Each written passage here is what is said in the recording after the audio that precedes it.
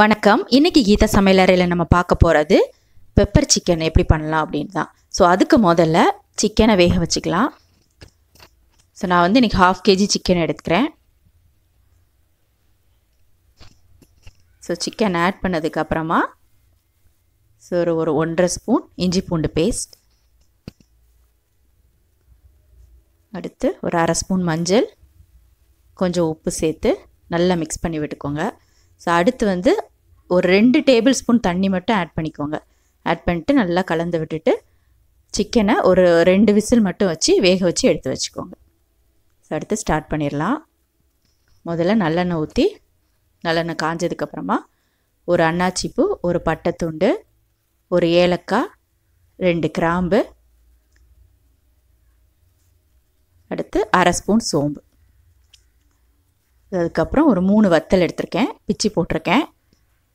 So அதை லைட்டாக fry பண்ணிடுங்க.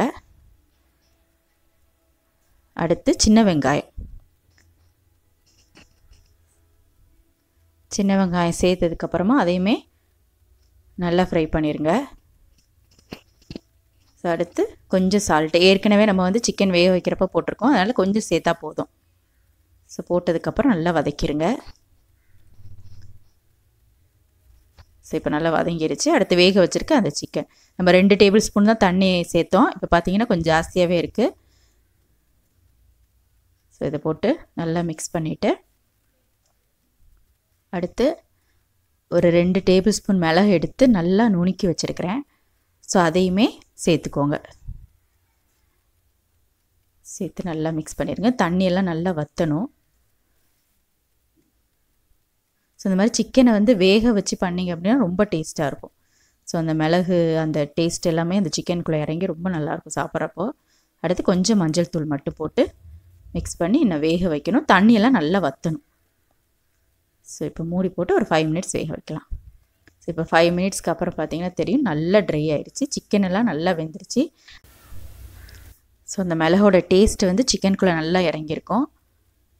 ஸோ அவ்வளோதான். அடுத்து கொஞ்சம் கருவேப்பிலை, ஸோ அடுத்து கொஞ்சம் கொத்தமல்லி இலை மட்டும் போட்டு மிக்ஸ் பண்ணிடுங்க. ஒரு ஈஸியான ஒரு சைட் டிஷ் ரெசிபி. ஸோ கண்டிப்பாக ட்ரை பண்ணி பாருங்கள். ஸோ ட்ரை பண்ணி பார்த்துட்டு எப்படி வந்தது அப்படிங்கிறத கமெண்ட் பாக்ஸில் என்னோட ஷேர் பண்ணிக்கோங்க. தேங்க்யூ.